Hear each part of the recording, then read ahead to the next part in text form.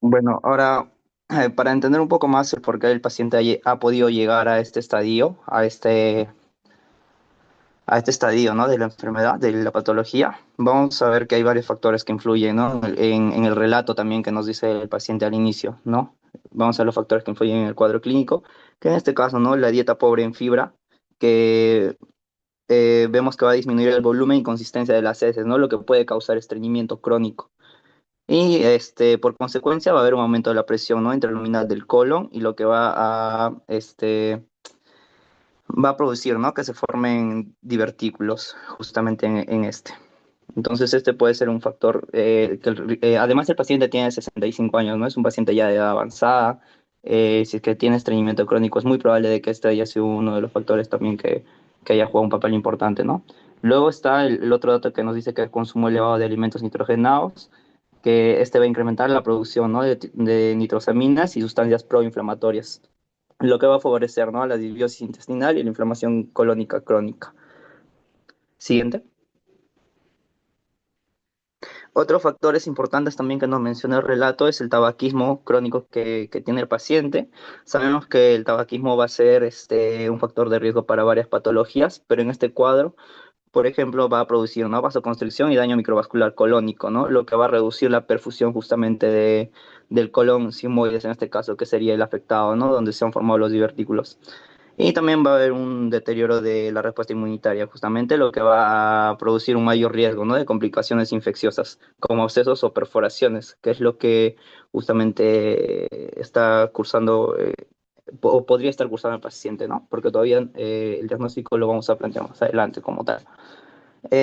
Y en el antecedente de evento cerebrovascular también va a tomar importancia en este paciente.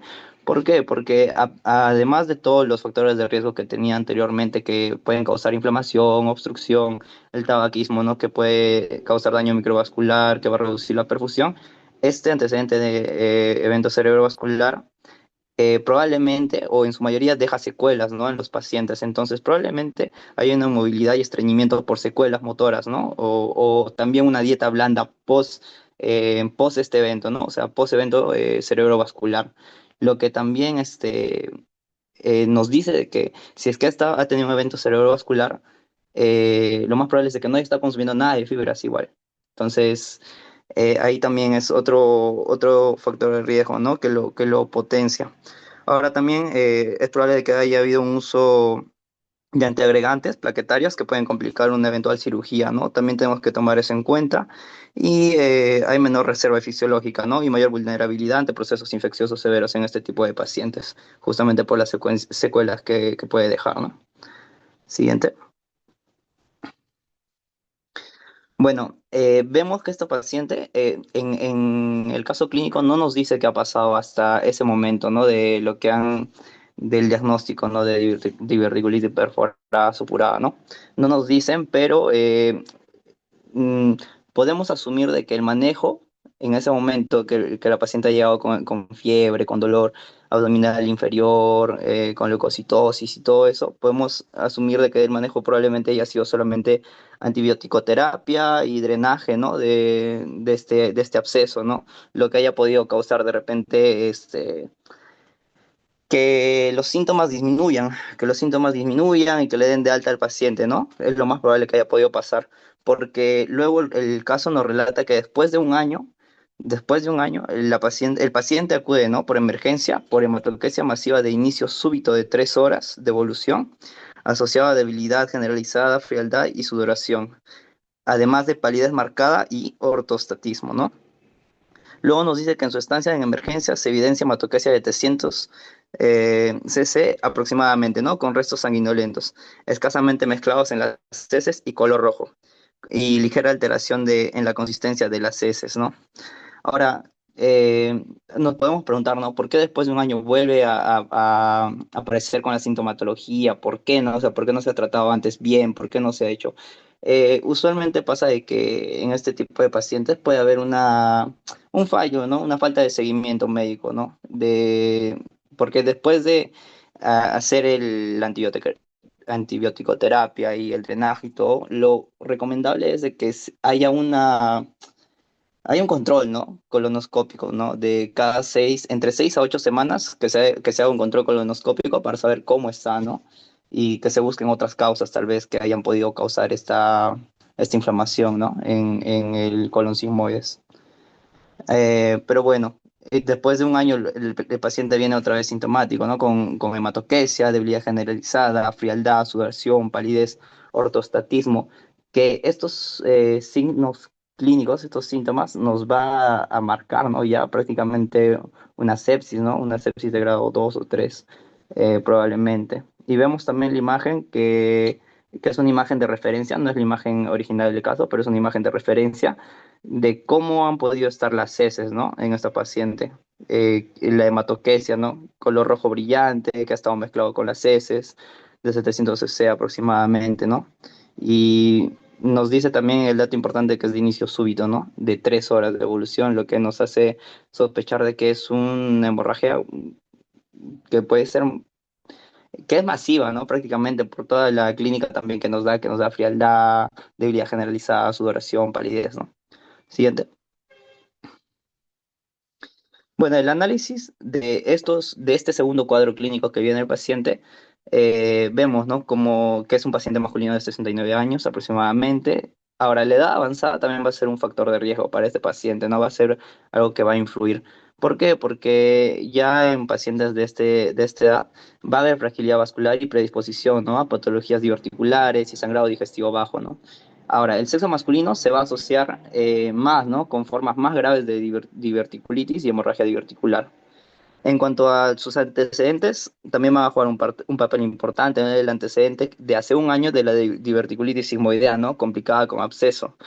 La inflamación previa podría dejar, ¿no? Divertículos residuales con paredes adelgazadas y vasos submucosos expuestos que pueden erosionarse, ¿no? Lo que va a provocar un sangrado diverticular. Ahora, justamente por eso, porque puede haber residuos, ¿no? De divertículos en las paredes, debería de hacerse este control, ¿no? De 6 a 8 semanas aproximadamente de un control colonoscópico para saber cómo está el estado de las paredes, ¿no? Del sigmoides en este caso. Ahora, el cuadro actual nos dice que el inicio subido de hematoquesia masiva de 700 cc ha sido en 3 horas, ¿no? Que es una hemorragia de gran volumen y de aparición brusca, ¿no? Lo catalogamos así. Lo que nos da, lo que nos indica, lo que podemos interpretar que es de origen arterial por lo brusco y el gran volumen que tiene. Y va a ser típico, ¿no? De un divertículo erosionado o una angiodisplasia probablemente. ¿Por qué? Porque la característica es la sangre roja fresca que va a indicar origen distal, ¿no? En este caso colon sigmoides o derecho, ¿no? Con tránsito rápido, o sea que va a llegar rápido al materia fecal, ¿no? O sea, se va a evacuar rápido. Y luego tenemos que está asociada a debilidad, frialdad, sudoración, palidez y ortostatismo. Como les decía, estos síntomas clínicos va a corresponder, ¿no? A la respuesta adrenérgica, ¿no? Una respuesta adrenérgica eh, compensatoria, ¿no? Ante la pérdida de volumen, justamente, que estaríamos ante un shock hipovolémico, ¿no? Grado 2 o 3. Siguiente. Bueno, y luego nos da los datos del examen físico, el caso clínico, que vemos, ¿no? La presión arterial, que está hipotenso, o sea, la clínica nos decía que tenía palidez, sudoración y todo eso, y eso son síntomas de hipotensión, ¿no? Netamente. Entonces vemos que el examen físico se correlaciona con la clínica que está cursando, ¿no? Vemos que hay una hipotensión severa que es producida por pérdida de volumen circulante, ¿no? Significativo, que tiene que ser mayor al 30% del volumen sanguíneo, ¿no? Lo que nos va a poner en un estadio de shock hipovolémico grado 3, ¿no? En este caso. Vemos que hay una frecuencia cardíaca de 150, lo que se explica como una taquicardia compensatoria, ¿no? Que va a ser un mecanismo justamente de respuesta simpática al shock. La temperatura está en 35,9, que hay una hipotermia leve, también, ¿no? Como sistema compensatorio ante esta pérdida de volumen, ¿no? Que hay una vasoconstricción periférica secundaria del estadio de shock. Igual, piel pálida, fría, diaforética, que es una disminución, ¿no? De la presión periférica como respuesta también a esta pérdida de volumen masivo, ¿no? Hay un abdomen distendido, blando, sin defensa, que, bueno, aquí podemos descartar la irritación peritoneal, ¿no? Que no hay inflamación activa ni perforación en este momento, solamente sangrado, ¿no? Y hay ruidos intestinales disminuidos, lo que interpretamos como signo de hipoperfusión intestinal, ¿no? Reflejo vagal por sangrado masivo. Ahora, en el tacto rectal, vemos que hay sangre roja fresca en guante, ¿no? Al momento de hacer el tacto rectal, va a quedar vamos a encontrar sangre roja, ¿no? Fresca, lo que confirma el sangrado rectal activo, ¿no? Sin coágulos mezclados. Y esto lo podemos, por el cuadro, por el antecedente del paciente, eh, podemos decir que es de origen distal, ¿no? De colon o recto, pero más probablemente de colon. Siguiente. Y el laboratorio, ¿no? Aquí, en este cuadro del paciente después de un año, los leucocitos, por ejemplo, van a estar en 6.000, que va a ser un valor normal, lo que nos indica que hay una ausencia, ¿no? De respuesta inflamatoria o infecciosa activa. Y va a descartar la recurrencia de la diverticulitis o absceso, ¿no? Entonces no hay una infección, no hay una inflamación como tal, solamente el cuadro clínico está liderado, por así decirlo, por el sangrado masivo, ¿no? Por la hemorragia masiva del paciente, perdón. La hemoglobina, como vemos, está en 9, que va a estar disminuida, lo que podemos decir que está con una anemia aguda secundaria de hemorragia digestiva, ¿no? Y la creatinina va a estar en 0,91 y la urea en 29, ¿no? Que van a estar normales, lo que nos indica que hay una perfusión renal aún conservada, sin daño prerrenal, pero todavía hay riesgo, ¿no? De deterioro si no se corrige la hipovolemia. Siguiente.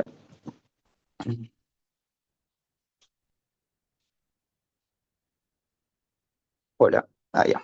Ok, para terminar un poco la presentación del caso, vamos a terminar con una conclusión que va a integrar, ¿no? Todos estos signos y todo lo que hemos visto hasta ahora, ¿no? Que es un paciente masculino de 69 años con antecedentes de diverticulitis simoidea complicada y factores vasculares y dietéticos, ¿no?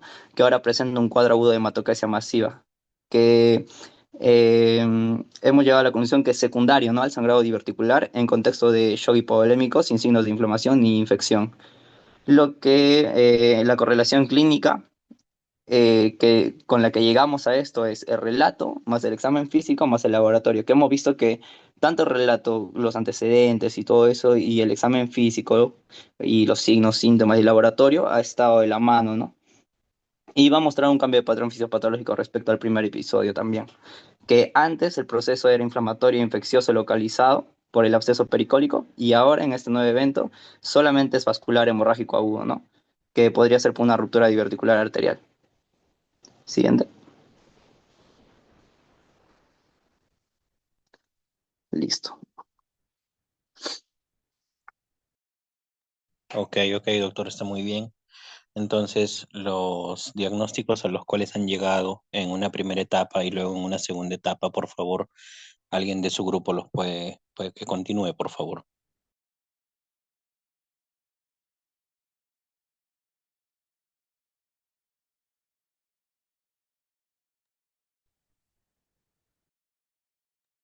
Sí, doctor.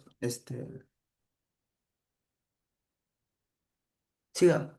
La siguiente. En lo que viene a ser el diagnóstico ya.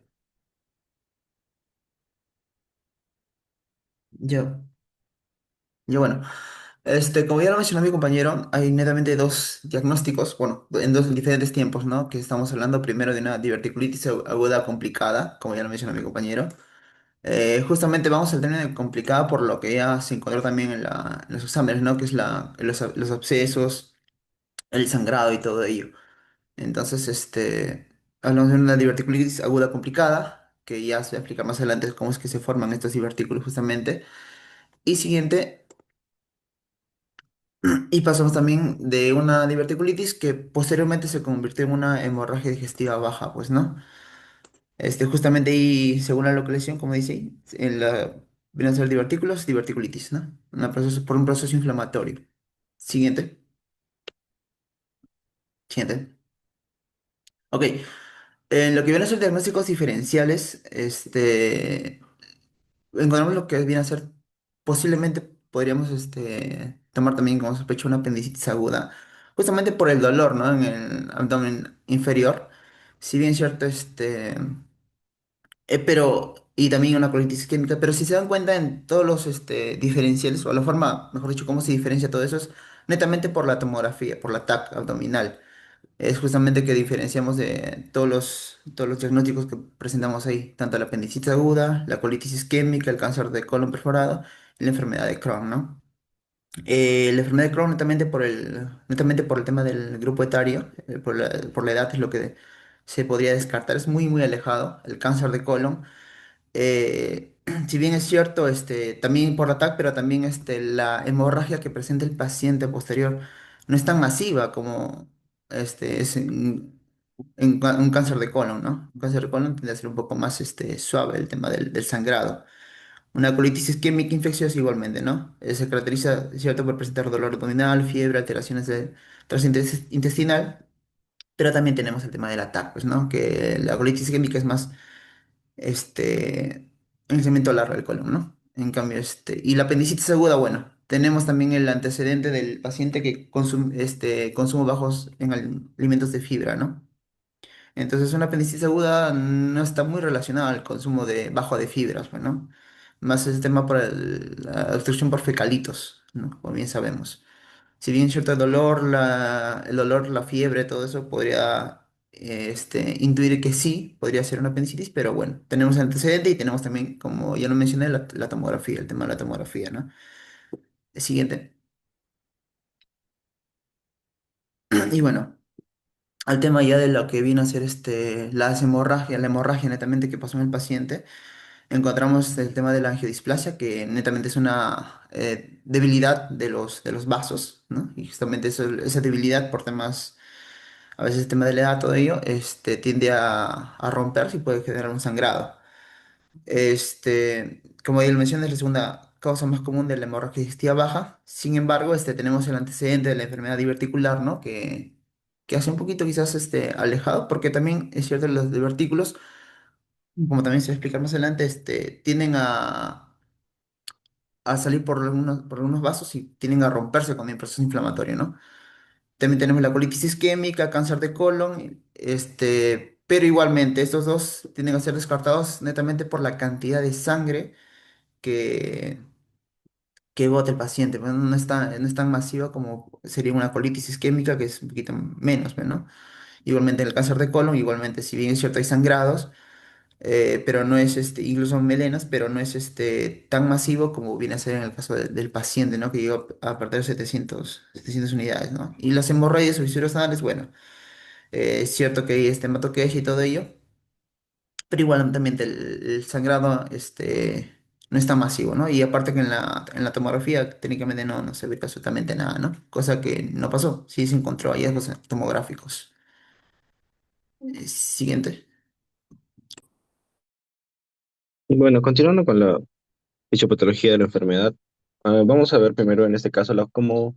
Primero, la formación de los divertículos. Viendo primero los factores que explican la aparición. Bueno, aquí, según la bibliografía, se explica de que uno de los factores que contribuyen a la aparición de la formación de los divertículos, el más predisponente podría ser la edad avanzada, que se supone que debería ser por la degeneración del colágeno y eso que debilita la pared colónica. El siguiente iría el estreñimiento crónico. También se cree que el estreñimiento crónico favorece la hipertrofia muscular del colon y una presión focal. Y después vemos que también la dieta baja en fibra aumenta así la presión interluminar secundaria. Bueno, si pasamos a la formación de los divertículos, primero se menciona que se va a desarrollar en los puntos más débiles de la pared del colon más que más, que corresponde más que todo a la penetración de los vasos rectos, o base recta en este caso. Y vemos aquí la imagen, eh, los vasos, el vaso recto, que va a penetrar totalmente el músculo. Exactamente en esos lugares va a ser que se va a formar el divertículo, atravesando toda la capa muscular. Ujú. Siguiente. Bueno, como vemos en esta paciente, pasaron dos eventos, dos complicaciones características de de los divertículos. Uno, lo que pasó es diverticulitis aguda, y a continuación vamos a ver también qué pasó, cómo es la fisiopatología mm, de la, de la hemorragia digestiva baja que tuvo. Primero, con la diverticulitis aguda, y lo de absceso pericólico, se explica que puede haber ocurrido por tres factores. Uno, por obstrucción, por fecalitos. Ahí podemos ver en la imagen un fecalito en el divertículo, más grandecito. Y también, también se puede ver a la proliferación bacteriana local y también a una ulceración focal y también una microperforación. Con respecto a bueno, se cree que también, bueno, que cuando hay una microperforación que no lleva una contaminación de la cavidad peritoneal, como pasó en esta paciente.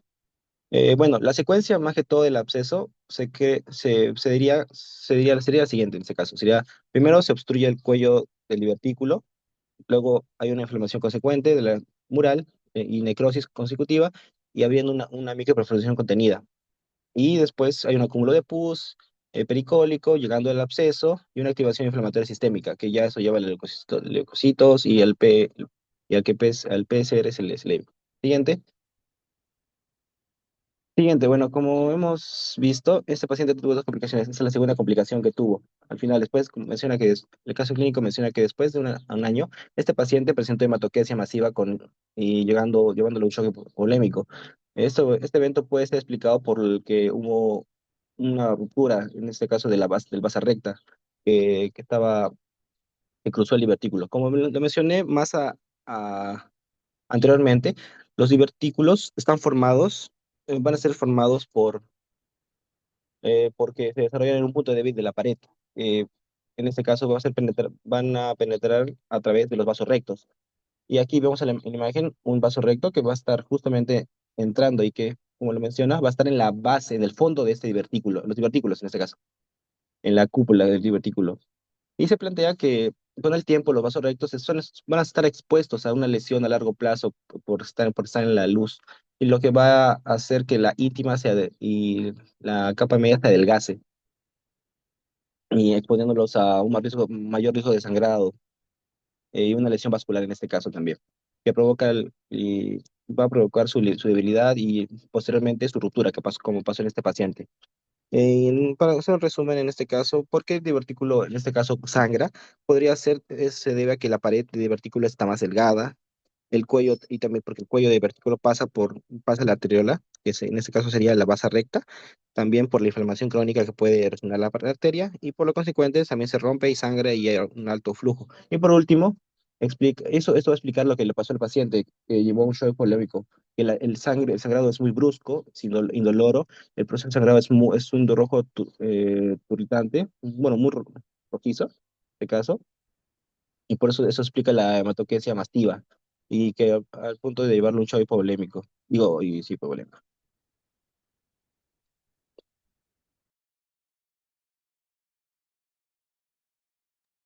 Ya, a ver, doctor, para más o menos determinar el tema, para que quede claro, ¿dónde se forman los divertículos? Según lo que usted ha explicado. Según lo que le expliqué, se formarían a través en la pared, bueno, en base a los vasos al espacio que crean los vasos rectos. ¿En qué zona, doctor? Específicamente en el colon sigmoides. No, doctor. Nuevamente, les voy a dar la respuesta porque, como digo, lamentablemente lo ideal hubiera sido hacerlo presencial, ¿no? Pero bueno, los divertículos se forman normalmente, doctor, en la zona antimesentérica. Para eso ustedes tienen que recordar la anatomía del colon, ¿no? Cómo es la estructura del colon. El colon tiene una forma triangular, las tenias están presentes, ¿no?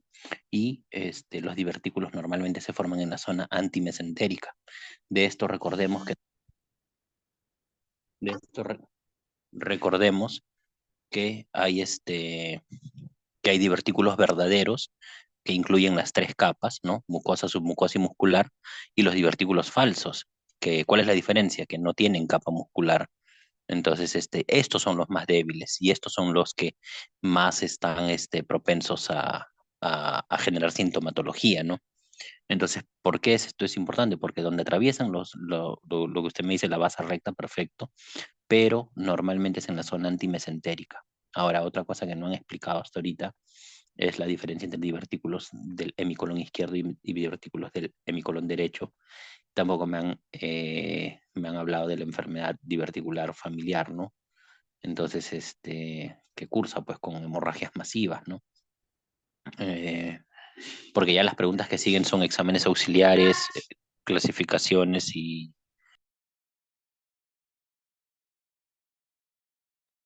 clasificaciones y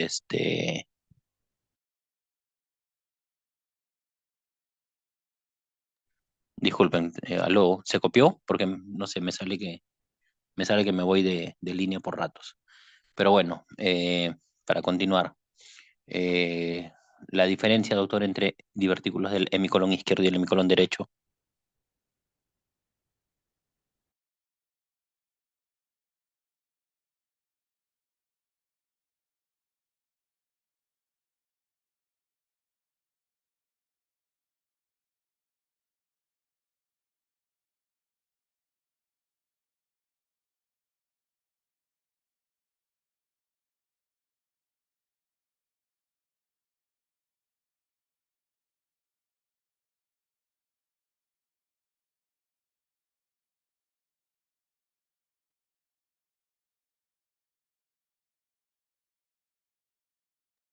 Doctor, diferencia entre divertículos del hemicolon izquierdo y el hemicolon derecho.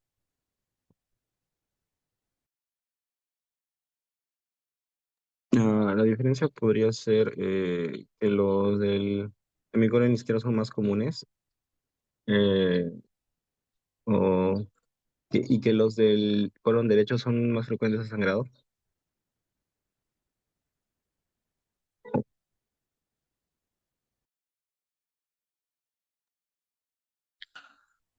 Sí, doctor, los del hemicolon izquierdo normalmente son los que cursan con mayor tema de inflamación o abscesos y normalmente son los que tienden a generar procesos obstructivos porque luego los divertículos también cursan con obstrucción intestinal y los del hemicolon derecho normalmente son más sangrantes y tienen mayor predisposición a incluso a confundirse con un enema de colon.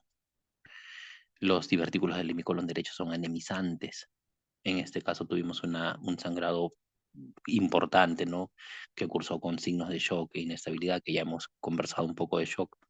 La única parte que cuando estaban presentando el caso me hablaron de sepsis. Ya la semana pasada conversamos sobre los criterios de sepsis, ¿no? Una cosa es que un paciente esté infectado y tenga una leucocitosis importante, incluso en 20.000, pero eso no significa sepsis, ¿no? O sea, sepsis tiene que haber ya alteración y disfunción de otros órganos, ¿no? Eso ya lo conversamos la clase pasada. Este, pero eso quería que quede claro en el tema de la fisiopatología ya. Listo, continuemos por favor con los exámenes.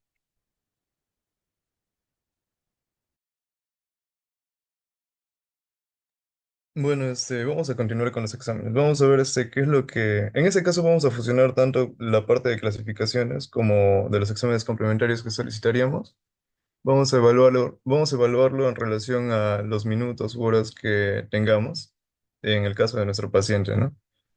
Vamos a ver primero qué haríamos en los primeros 15 minutos, ¿no? Lo que se busca hacer es el triaje y básicamente ver el estado hemodinámico del paciente, ¿no? En este caso, se solicita un hemograma completo y un PCR. Esos dos exámenes nos van a servir para cuantificar la inflamación, ¿no? Evaluar y diferenciar una infección bacteriana o si es en el caso de un paciente un proceso no infeccioso. Y posteriormente a esto se solicitan electrolitos, urea y creatina. Digo, creatinina, en el caso del paciente también se solicitaron, ¿no?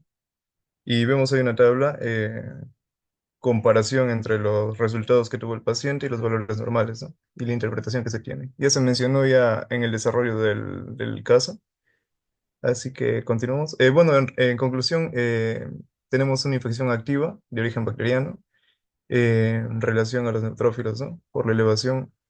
También que es compatible una infección aguda por las bandas, como se había dicho, la elevación por encima del 5%, ¿no? Una desviación izquierda y también signos de inflamación sistémica por el PCR. Y En el caso de la función renal, por la creatinina que se pidió, vemos que está conservada y en relación a la urea hay una leve deshidratación. Sí. Continuamos. Algo que no se pidió, pero que sí podríamos considerar pedir, son los hemocultivos. En este caso, ¿por qué? Porque hubo fiebre, ¿no? Y porque se pudo llegar a sospechar de un absceso o porque se observó posteriormente, ¿no? En el caso de que el cultivo haya salido positivo, se podría haber encontrado bacterias bastante comunes que pueden ser el E. coli o bacterioides, ¿no? Que nos confirmarían también una infección intraabdominal y podríamos descartar otras causas infecciosas, ¿no? O no infecciosas, como una etiología de cáncer o una sobreinfección. Digo, un cáncer o sin presencia de sobreinfección. Siguiente.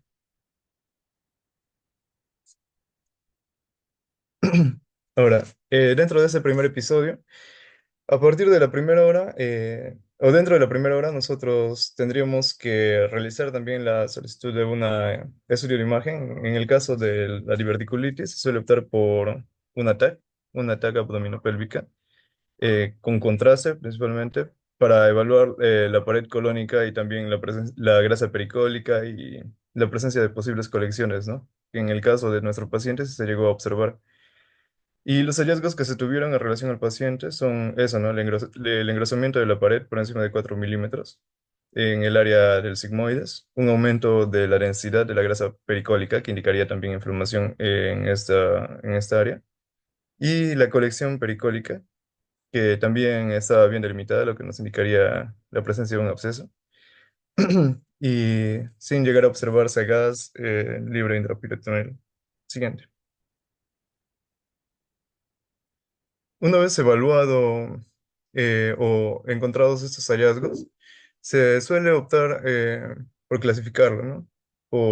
En ese caso, eh, el Hinge, que es una clasificación para ver qué tan severo es este divertículo.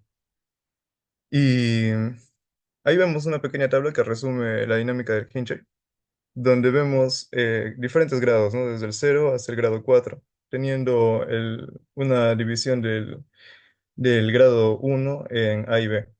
En el caso del paciente, según las características, que se observó un absceso grande o pélvico mayor a 4 centímetros, se lo puntúa como un grado 2.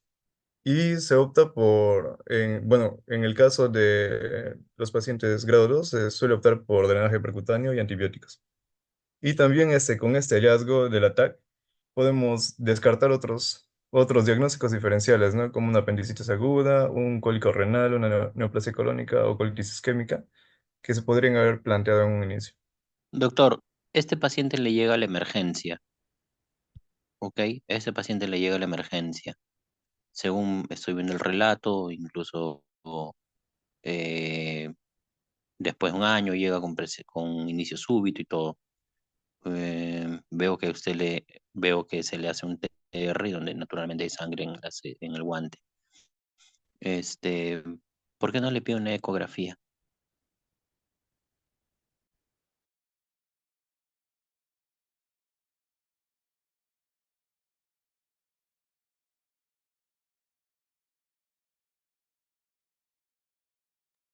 Porque en el caso bueno, en el caso de la ecografía por la penetrancia podría ser, y porque también se busca descartar otros hallazgos, ¿no?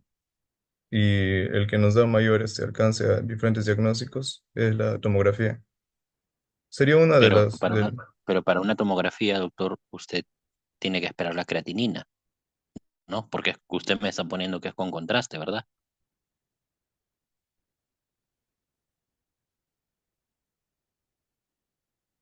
Sí, doctor, tiene razón. Ujú. Y bueno, Lo que quiero que quede claro, doctores, es que efectivamente no se pide ecografía si es que sospechas de divertículos, ¿ok? Repito, no se pide ecografía si sospechas de divertículos. Entonces, espero las 2 horas de la creatinina, sí, pero mientras tanto, ¿qué hago con el ujú. paciente, no? Si tiene una PA en 80-40, o sea, una hemoglobina en 9, el antecedente del SB, Ujú. O sea, Eh, Busco estabilizar al paciente, ¿no? Por los signos que está presentando, así es, por la doctor, hemorragia principalmente. Mm, sino que quiero que quede claro que para divertículo usted no pide ecografía. O sea, si usted estuviera sospechando de otra cosa y según lo que he visto en los diagnósticos que ustedes han planteado, de ujú. todos los diagnósticos que ustedes han planteado, ninguno necesita ecografía, ninguno. Ni el Claro, cáncer, doctor. ni la angiodisplasia, o sea, ninguno necesita ecografía.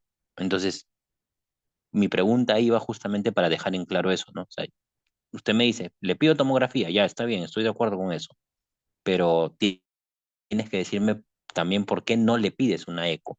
Porque normalmente cometemos eso, ¿no? O sea, pide una ecografía, es un examen rápido, que lo tienes a la mano, pero no te va a decir nada. O sea, para este caso, la ecografía no te sirve, solamente vas a perder el tiempo. ¿Ok? Claro, doctor. Ujú. Ok. Continúe, doctor. Ok, siguiente. Bueno, también dentro de la evaluación del paciente, otras clasificaciones que podemos optar. Aquí tenemos la clasificación de severidad clínica, WSS, del 2023, que nos va a indicar el grado de la severidad del paciente, ¿no? Em, Vemos que se evalúan cuatro puntos, que es la extensión de la lesión, el tamaño, también la presencia de la presencia de inflamación en relación bueno, al compromiso sistémico, ¿no? Por la PCR y, digo, los marcadores inflamatorios y también el compromiso sistémico en relación a los signos que puede llegar a presentar el paciente en el caso de peritonitis o alguna disfunción orgánica, ¿no? En el caso del paciente, lo podemos clasificar como grado moderado, porque cumple tres de los cuatro puntos, que vendría a ser el caso de la fiebre, el PCR en 310, que es elevado, la presencia del absceso también en relación a la extensión y en relación al tamaño, que está por encima de 4 centímetros. Así que veríamos eso como una diverticulitis complicada severa. Por otro lado, tenemos la clasificación de Sears y el QSOFA, que ya se mencionó en la clase pasada. Que bueno, en el caso del SIRS, se cumplen todos los criterios, lo que nos indicaría una infección, ¿no? Pero si evaluamos según el QSOFA, vemos que no se cumplen ninguno de los criterios, así que podríamos indicar que es una sepsis localizada y no hay disfunción orgánica comprometida, o sea, no hay un compromiso sistémico de otros órganos. Siguiente.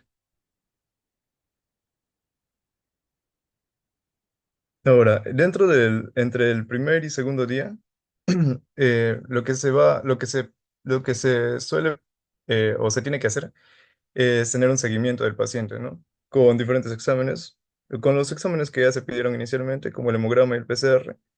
Y en relación a esto, si hay una caída de los leucocitos aún mayor y una elevación del PCR o una persistencia de esto, eh, podríamos, claro, podríamos indicar que el absceso es residual, ¿no? Después del tratamiento.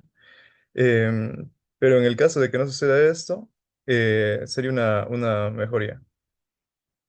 Y después de esto, vemos que dentro de las sexta y octava semana, lo que se puede hacer es realizar colonoscopías. Una vez resuelto el proceso agudo, la colonoscopia es obligatoria para descartar otros procesos, ¿no? Como cáncer colorectal o enfermedad de intestino irritable. Doctor, Ujú, y viendo que la endoscopía, ya sea alta o baja, en este caso al ser baja se llama colonoscopía, ¿verdad? ujú, sí, La colonoscopía, que es una endoscopía baja, sí saben que las endoscopías tienen intención diagnóstica y terapéutica, ¿no? ujú, Te hago sí, un ejemplo, te hago un ejemplo. Por ejemplo, cuando tienes un tema de colitis ulcerativa o cuando tienes una eh, eh, proctatitis actínica, ¿no? Se usa la endoscopía para dar argonplasma, por ejemplo. Quiere decir que tiene intención curativa, ¿verdad? sí, Cuando doctor. hacemos una endoscopía digestiva alta, introducimos el endoscopio y podemos cauterizar o podemos inyectar adrenalina para detener pues el sangrado, ¿no? Varicial o no varicial. Entonces, en razón de ello, si tengo un paciente que presenta sangrado profuso, abundante, que lo lleva incluso a un shock hipovolémico, ¿no? Por la hipotensión que presenta, ¿por qué tengo que esperar 6 semanas en hacer la colonoscopía? Ah, no, en ese caso la colonoscopia diferida es para evaluar después del tratamiento. Creo que no lo mencioné porque también se va a mencionar más adelante. Eh, lo que menciona es la colonoscopia diferida para descartar otras causas, ¿no? O para evaluar también la lesión, el proceso de curación de la lesión. Pero entonces Ujú. yo podría hacer una colonoscopía cuando el paciente está en la fase aguda. Eso Ujú, sí, entiendo. sí, así es. Con intenciones El, terapéuticas. el doctor González, Manuel González, ¿está de acuerdo? Bueno, doctor, preguntó si se podía hacer una colonoscopia en la fase aguda de diverticulitis, ¿cierto? Correcto, doctor. No, no se podría, doctor, ¿Por qué? porque se supone que hay una inflamación. Entonces, si hay un proceso inflamatorio ahorita, la colonoscopia lo que habría es aumentar la inflamación y habría riesgo de que una perforación y probable una peritonitis generalizada. Correcto, doctor. Esa es la razón por la cual la colonoscopía no se hace en la fase aguda. Y por eso es que la colonoscopía se hace entre la sexta y la octava semana. No es porque necesito darle diagnóstico. O sea, obviamente tengo la sospecha, pero con una tomografía, que es un examen no invasivo, tengo, digamos, un gran acercamiento, ¿no? O sea, ahora, nada le gana a la colono, eso también está claro, ¿no? Pero yo no puedo hacer una colonoscopía o una endoscopía digestiva baja, ¿no? En la fase aguda, cuando estoy pensando en divertículos. Ojo, cuando estoy en el contexto de divertículos, porque si estoy en el contexto de un NM sangrante, bueno, ahí sí puedo, ¿no? Si tengo un paciente que está recibiendo RT, ¿no? Sí puedo, pero en este contexto no se hace la colono. ¿Por qué? Porque parte de la fisiopatología del divertículo es aumento de la presión intraluminal, ¿correcto? Recordemos también que los divertículos más sintomáticos son los divertículos falsos, porque no tienen justamente la capa muscular. Entonces, a un paciente en este contexto que es añoso, discúlpame, que tiene estreñimiento, que tiene alto consumo de productos nitrogenados, sus heces probablemente sean una Bristol 1 o 2, este, introducir un colonoscopio le aumenta considerablemente. Las mediciones reportan hasta más de 5 desviaciones estándar de incremento de la presión intraluminal. Entonces, claro que sí, si lo haces en la fase aguda, es un gran riesgo de perforación. Y naturalmente el contenido del colon, ¿no? Que es contenido fecaloideo, va a pasar a la cavidad abdominal y con la consecuente, pues, peritonitis, ¿no? Entonces, esa es la razón por la que no se hace. O sea, quiero que estemos claros. O sea, no se hace no porque mira que está sangrando, no. O sea, está contraindicado. No se hace colonoscopía. La colonoscopía es diferida, ¿de acuerdo? Doctor, entonces la colonoscopia se realizaría una vez estable el paciente, ¿no? Después de haber tratado ya la causa del sangrado. La colonoscopía, doctor, usted la hace entre la sexta y la octava semana, Ujú, claro, ok. habiendo resuelto el cuadro, naturalmente, ¿no? Porque si todavía tu cuadro se hace subagudo, incluso crónico, digamos que, porque hay poliposis familiar, ¿no? Por ejemplo. Entonces, o por ejemplo la enfermedad de Peutz-Jeghers, ¿no? Entonces ahí siempre vas a tener el divertículo sangrante o siempre vas a tener el divertículo activo, ¿no? Entonces, en ese caso no haces colono, en ese caso ya te vas a cirugía abierta, ¿no? Para Doctor, resección. ¿y no se usaría Aló, la gamografía con tecnesio 99 para los divertículos sangrados? Entonces, con sangrado. para identificarlos. Sí, doctor. Sí, claro. O sea, a ver, nuevamente, una cosa es que tú hagas diagnóstico y otra cosa es el tratamiento terapéutico. Ok. Una vez que tú haces el diagnóstico, ahora, para empezar, ¿puedes hacer la gama? Sí, sí puedes hacer la gama. pero con una tomo con contraste deberías tener todas las respuestas. O sea, el diagnóstico imagenológico para divertículo es la tomo con contraste. Tanto así es la importancia de la tomografía con contraste que se modificó la escala de Hinchey. Porque la escala de Hinchey, ustedes revisen la escala de Hinchey de hace unos 20 años, ¿no? Se dividía solamente en 1, 2, 3 y 4, ¿eh? Sin subdivisiones. Es a raíz de la tomografía, con los hallazgos y mediciones que hay, que se subdivide en 1A, 1B, ¿no? El 2A, 2B, 2C, 3 y 4. Entonces, ¿por qué? Porque la tomografía, disculpen, 2A, 2B, porque la tomografía no solamente te da el tema de la localización, la extensión, sino que gracias a la tomografía tú puedes hacer drenaje percutáneo a cargo de radiología intervencionista, por ejemplo. Los abscesos, todo absceso se drena y tú puedes con un tomógrafo o con un arco en C, que es una variante de una tomografía, ¿no? Poder llegar a ese divertículo o a ese absceso, discúlpame, y poder extraerlo. Entonces, la imagen va a ser una tomografía de primera elección, ¿no? ¿Que tienes otras alternativas como la gama? Sí, estoy completamente de acuerdo. Yo no tengo problema con eso. Pero ahora, para el caso de la colonoscopía no va, no se hace, ni siquiera la pensamos en la fase aguda.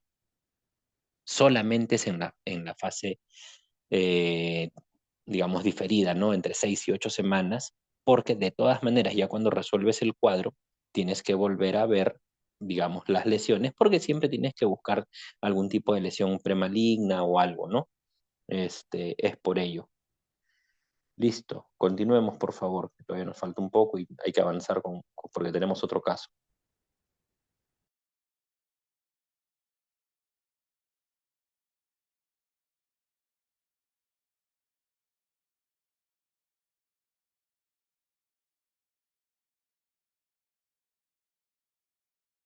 Ya. Luego tenemos los exámenes auxiliares que respetan con el segundo episodio, en donde lo importante,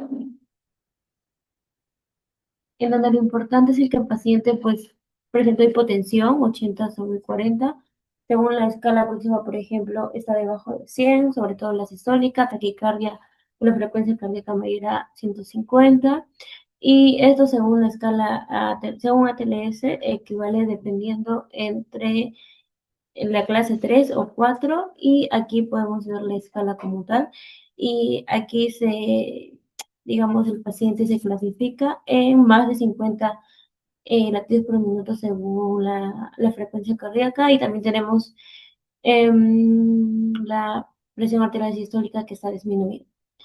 Si nos basamos en esos dos, en esas dos partes estaría en la clase 4. Y pues nos representa que aprox nuestro paciente estaría perdiendo un 30-40% de volumen y el tratamiento como tal sería reanimación agresiva con cristaloides. Por eso que tenemos que, no, bueno, aquí está.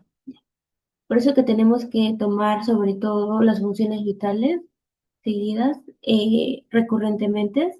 Y bueno, aquí podemos ver lo que ya dije actualmente y también que el paciente presentaba, bueno, su temperatura normal, el lactato sí más a 4, o sea que estaba elevado y lo que significa que hay hiperperfusión tisular. Y el índice de shock, que es lo que vamos a ver después, que es un índice entre la frecuencia cardíaca y la presión sistólica, está en 1,88 y lo normal es menor a 0,7. Y eso quiere decir que el paciente se encuentra en shock. Luego también tenemos que, pues, aparte de las funciones vitales que tenemos que tomar, y como el paciente vino con un sangrado de 700 cc, sí, 700 cc, pues tenemos que tomar la hemoglobina, obviamente, y en este tenía 9, entonces estaba muy bajo, lo que nos refiere a una anemia aguda, y el hematocrito en 27, que también está bajo, los leucocitos que están dentro de los valores normales, es decir, que solo hay hemorragia como hay sangrado activo en ese momento y no hay infección, y pues el sangrado pues es complicación de la diverticulitis, secundaria de diverticulitis. El INR está menor a 1,2 y el lactato, pues como le dije antes, está elevado, mayor a 4. También tenemos que el estudio de elección como tal es la angiografía tóraco-abdominopélvica en la fase arterial y venosa. Y lo que aquí tenemos que encontrar, lo que vamos a buscar, es que hay extravasación o sangrado, que se conoce como el signo directo del sangrado, y normalmente lo vamos a encontrar en el lado derecho del colon y también sirve para descartar NMs o masas infiltrantes en engrosamiento isquémico. También ya, no sé, ya no sé. Y también, pues, una vez que el paciente como tal se haya estabilizado, y bueno, como usted, doctor, dijo, aprox sería en este caso 4 o 6 semanas, podemos realizar ya como tal una colonoscopia. En este caso, imaginarnos que en el momento se hiciere, podríamos, digamos, deducir que el paciente está con un Forres 1A, 1B, o sea, un sangrado activo, digamos, sí, un sangrado activo fuerte, porque, pues, por la hemoglobina que está demasiado baja, por la presión arterial, por la frecuencia cardíaca y también por el lactato. Y dentro de las clasificaciones, como mencioné anteriormente, según el TLS, el paciente estaría en 4 o 3, pero en el estado mental no especifica exactamente el examen físico, así que dependiendo de eso también decidimos. Luego también el índice de shock, que también hablé en el PPT anterior, está muy elevado, en 1,88, que nos confirma que el paciente está en shock grave. También otra escala, que es la escala de Oakland, en donde vamos a ver peso, edad del paciente, lo que hemos visto, la hemoglobina, la presión sistólica, la frecuencia cardíaca, eh, va a evaluar esos parámetros, y en este caso en el paciente está más de 10. Eso quiere decir que hay mucho riesgo en nuestro paciente y requiere transfusión. Luego también tenemos la escala de Wesses SCP de 2023, que va a clasificar el sangrado, específicamente en este caso obviamente colónico, y en este caso, pues como nuestro paciente está en shock, está en el grado 4.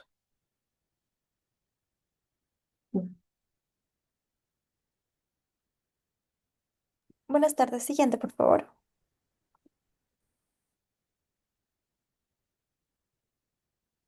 Ya, muy bien.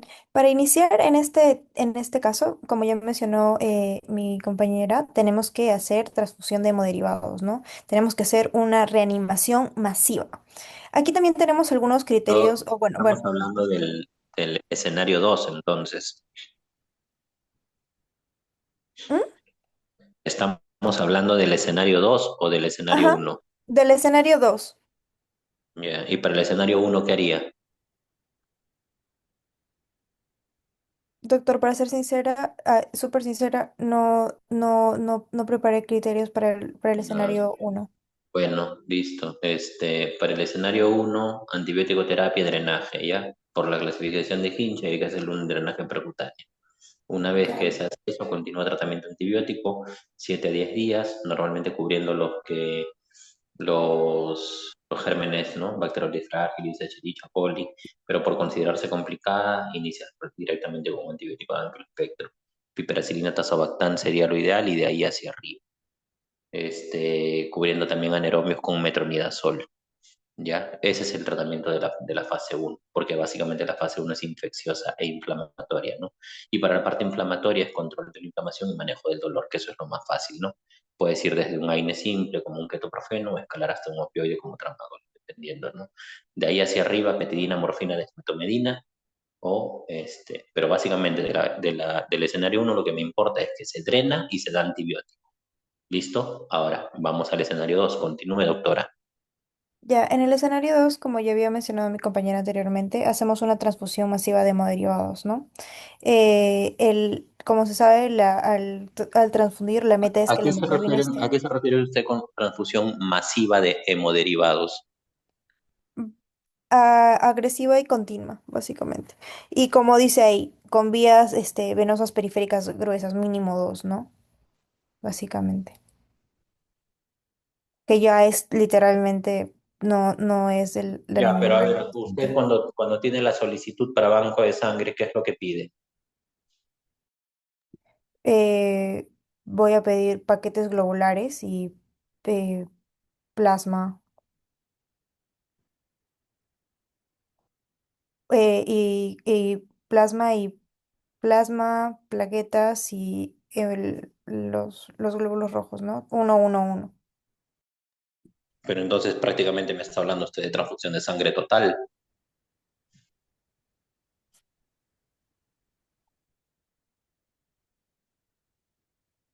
Más de 10 unidades en 24 horas, ¿no? Unidades de sangre.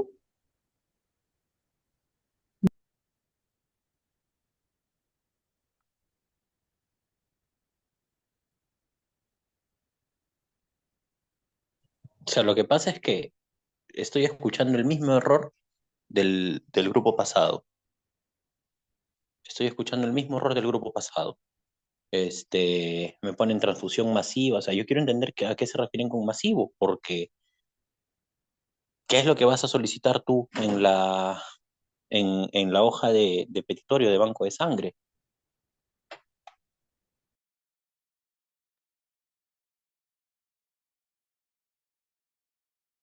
Como dijo mi compañera Doc, más de 10 unidades. O sea, más de 10 unidades de concentrados de glóbulos rojos en 24 horas, ¿no? ¿Le vas a pasar 10 unidades en 24 horas? O más o menos el contenido que ha perdido desde que inició la emergencia. O sea, calculando el volumen, ¿no?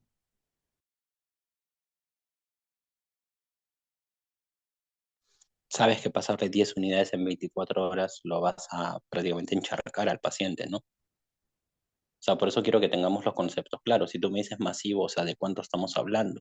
¿Y qué es lo que le vas a pasar? O sea, si me dices le vas a pasar plasma, plaquetas, este, y paquete, es sangre total.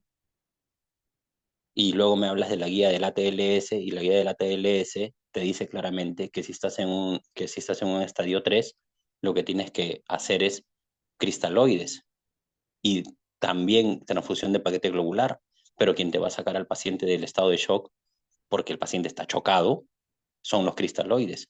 ¿En cuánto tiempo pasa usted un paquete globular? ¿En cuánto tiempo transfunde usted un paquete globular?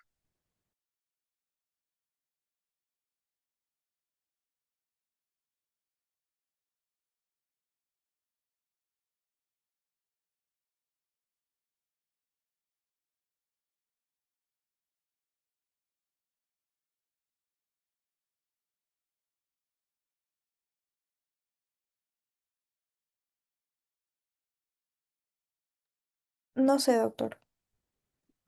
Supondré Un paquete globular pasando, una hora y media. un paquete globular pasado en un paciente hemodinámicamente estable, promedio de 6 horas. Un paciente que está chocado, le puedes poner a chorro promedio de 2 horas. Listo. Esperaríamos 2 horas para poder reperfundir un paciente. Su paciente se te va a morir en 2 horas. O sea, lo que quiero es que enfoquemos qué es lo que tengo que hacer. O sea, medida de soporte, las medidas de soporte no son con transfusión, las medidas de soporte son a base de cristaloides. Y ya conversamos la vez pasada también que los coloides pasaron a mejor vida ya hace años, ya no se usa coloides. Todavía algunos anestesiólogos tienen ciertas guías para manejo de coloides, pero bueno, eso de ahí es en otro contexto, específicamente para un shock hipovolémico, que naturalmente estamos hablando de hemorrágico, ¿no? Porque los shock hipovolémicos pueden dividirse en hemorrágicos y no hemorrágicos, ¿ah? Por si acaso. ¿Tenemos que reponer sangre? Sí, pero quien va a sacar a tu paciente son los cristaloides. Entonces, si tú me pones transfusión masiva, eso no va a salvar a tu paciente. Tu paciente va a salvarse porque primero tienes que mejorar la perfusión y la perfusión la mejoras con volumen. Repones volumen, mejoras la PA, mejoras la perfusión y luego el transporte, que básicamente es el oxígeno, el que va a estar a cargo de la hemoglobina, tienes que pasar paquete globular. Luego vas dosando. Si ves si ves que digamos que las plaquetas están bajas, bueno, suministraré plaquetas, ¿no?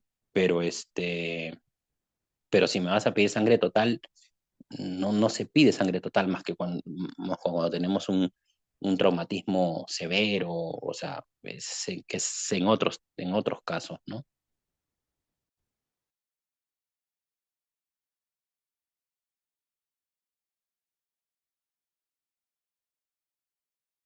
Doctor, una consulta.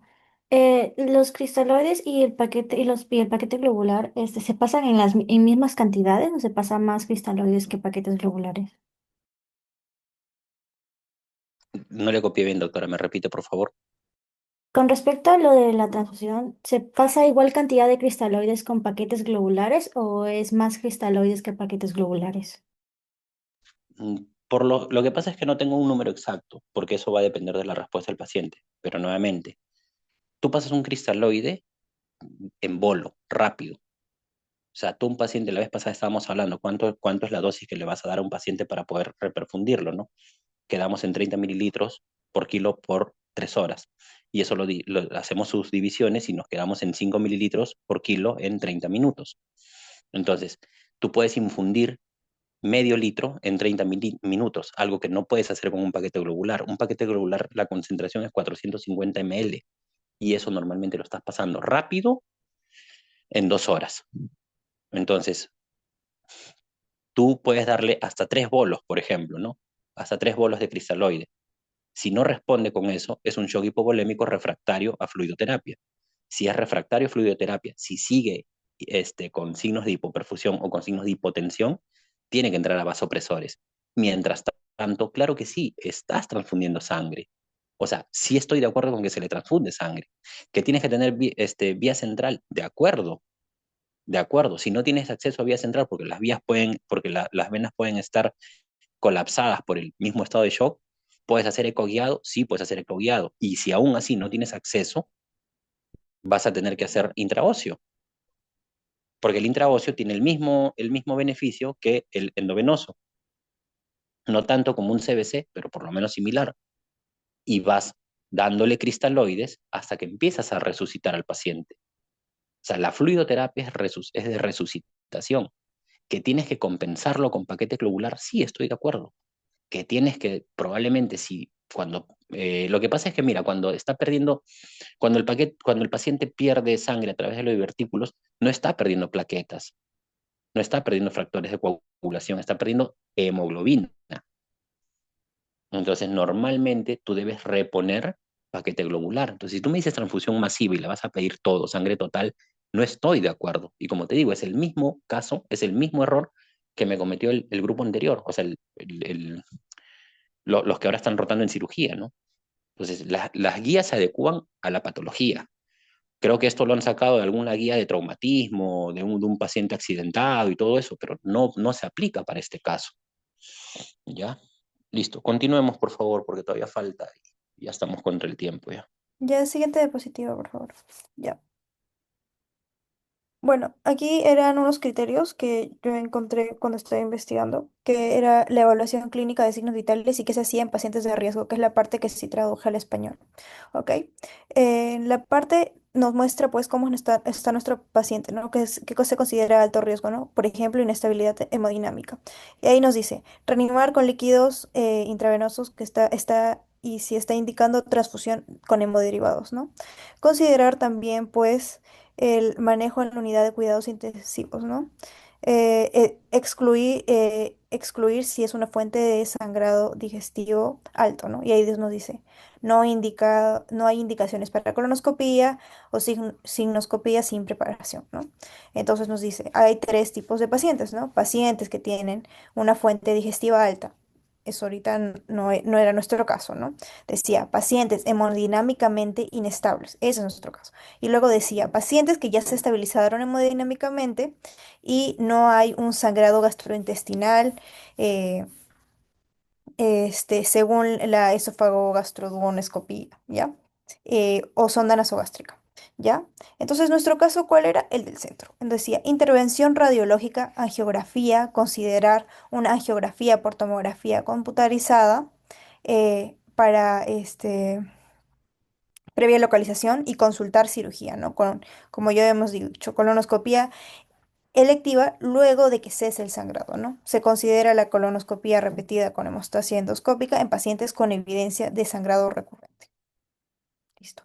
Eso era.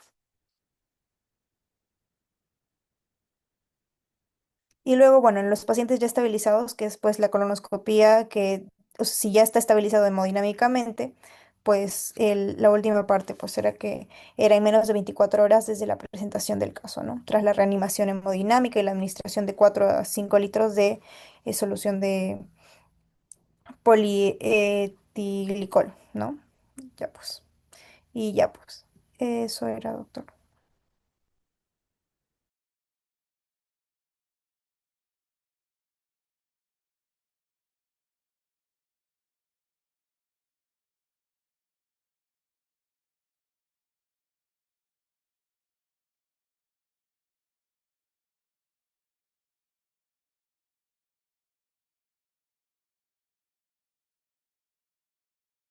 Doctor, disculpe una consulta. En relación a la administración la administración de cristaloides y hemoderivados, ¿existe alguna fórmula para calcular la velocidad en la que se administra cada uno o la proporción? Nuevamente es de acuerdo a la respuesta del paciente. Y usted primero inicia con cristaloides. Tienes que resucitar al paciente. Si el paciente te responde a fluidos, pasas tranquilamente a la reposición. Ahora, ¿por qué era importante el antecedente de SB, que tampoco lo han tocado? Porque normalmente para indicar una transfusión es con una hemoglobina menor de 7. Sin embargo, la hemoglobina que te pongo es menor de 9. Y te estoy dando todo masticado porque nos estamos tomando bastante tiempo. Pero un paciente con antecedente de IMA o de SB, no esperas que la hemoglobina esté menor de 7. Con menor de 9 o 9, transfundes. Es indicación. Entonces, pero no es porque lo veo sangrando, no es porque el paciente está con hipotensión, le voy a transfundir. Esa no es la indicación. Si el paciente está hipotenso, le doy fluidos. Pero en este caso tengo que transfundir porque te puse un antecedente de un SB, que tampoco lo han tocado.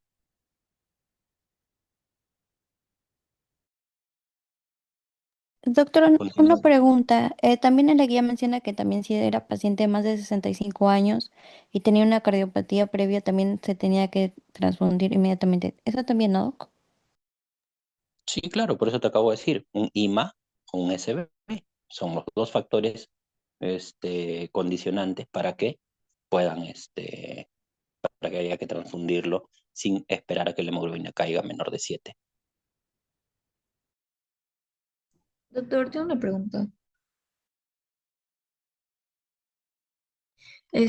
Con respecto a la transfusión sanguínea, por ejemplo, creo que, bueno, me explicaron de que dependía también del estado en que se encontraba el paciente. Por ejemplo, si tenía alguna comorbilidad o si no tenía una comorbilidad, se tenía que considerar una transfusión sanguínea desde 7 hasta 10, por ejemplo.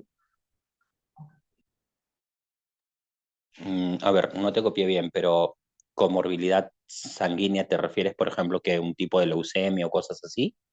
No, no, no. Por ejemplo, si tienes un paciente sano y pongamos que necesita pues, una transfusión sanguínea, ¿no? Saliendo del contexto de la enfermedad del paciente, eh, deberíamos ver si la hemoglobina del paciente se encontraba en 7 para recién empezar a hacer una transfusión. Pero en cambio, si el paciente tuviera alguna comorbilidad, por ejemplo, que sea, no sé, tenga diabetes o tenga alguna cardiopatía o que sea obeso, no sé, este, No, mm, solamente cuando tienes antecedente de SB o IMA previo. y- Paciente con valvulopatía no lo vas a transfundir.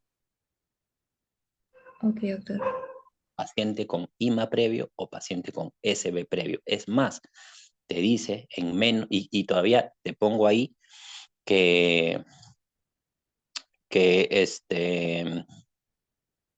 que creo que ya pasó un año del evento. ¿Por qué? Porque otra de las cosas que deberíamos haber tocado, porque como digo, lamentablemente son varias cosas y nos estamos extendiendo demasiado y todavía falta el otro caso, ¿no? Y tengo clase todavía a las 7. Este, es que si el evento fuera previo a los 6 meses, ese paciente tiene que estar anticoagulado. Y no hemos hablado de anticoagulación, porque sería otro factor agravante en la sospecha de sangrado. Pero si el paciente tiene más de un año, ya no es necesaria la anticoagulación, sobre todo en la fase aguda. Después de haber estudiado al paciente y ver que no tiene otros factores de riesgo, puedes incluso dejar de anticoagular a un paciente, porque esa es otra de las cosas que ya cambió. Antes, a paciente que tenía SB o que tenía, bueno, sobre todo el SB, lo anticoagulaban por larga data. Y no, se ha demostrado que la anticoagulación, primero 6 meses, después de los 6 meses en adelante, si no tiene factores de riesgo u otras comorbilidades, no tiene beneficio. Pero ese ya es otro tema, ¿no? Ese es ya cuando hacemos la clase de neurología, ¿no? Pero no, digamos, un paciente que tiene hemoglobina en 8 con diabetes, no lo transfundes. Un paciente que tiene enfermedad renal crónica con hemoglobina incluso en 7,5 o en 7, tampoco lo transfundes, porque es parte de la enfermedad, salvo que curse con pérdidas y que esas pérdidas sean sintomáticas, o que la anemia sea sintomática, ¿no?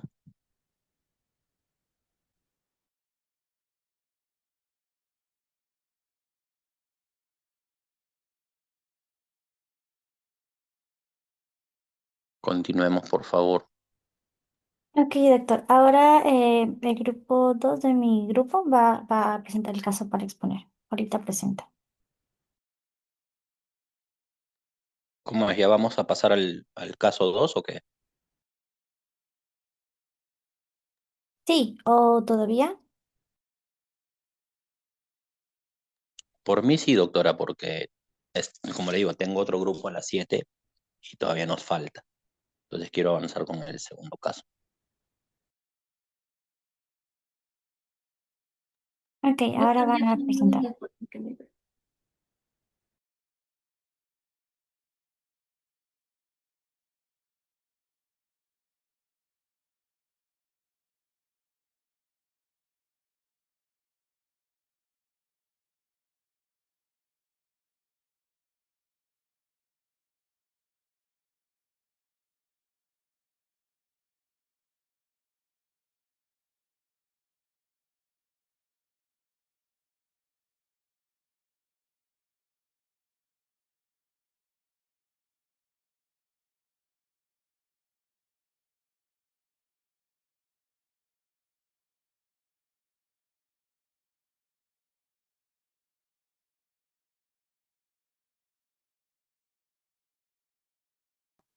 Ok, disculpen, ¿se puede ver la pantalla? Sí, sí, sí. Ok, gracias. Buenas noches, doctor, compañeros. El día de hoy, mi grupo va a presentar el caso clínico 2 de esta semana. Bueno, vamos a iniciar hablando un poquito del paciente. Es un paciente masculino que de 65 años, estado civil, casado, ingeniero, y la fecha de ingreso es el 15 de julio del 2025. En cuanto a sus antecedentes médicos, el paciente presenta diferentes comorbilidades.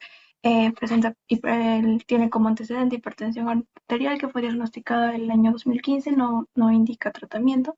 Además de eso, presenta diabetes mellitus tipo 2 desde el 2010. Menciona que el tratamiento es irregular. En el caso clínico no se refiere cuál medicamento está siendo tratado en el contexto del caso clínico. También presenta dislipidemia, enfermedad. En cuanto a antecedentes de enfermedades cardiovasculares, refiere un infarto de miocardio del año 2018. Y bueno, esto es uno de los puntos más importantes, que presenta una historia de poliposis colónica en el año 2012. Más de eso, una polipectomía sin complicaciones. Como factores de riesgo, el paciente refiere que consumía 20 paquetes al año, pero dejó de fumar el año 2016, y además refiere a un consumo moderado de alcohol. Bueno, ahora vamos a pasar al relato cronológico de la enfermedad. Iniciamos el año 2022. Se nos dice que el paciente empieza a notar algunos episodios intermitentes de dolor abdominal difuso, ¿no? Acá no hay una localización específica.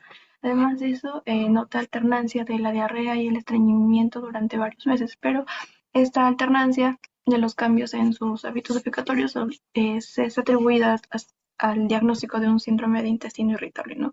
Entonces, por eso que no se le realizan otros exámenes adicionales, y el paciente es tratado solamente con fibra y algunos medicamentos para el diagnóstico que le dieron en ese entonces.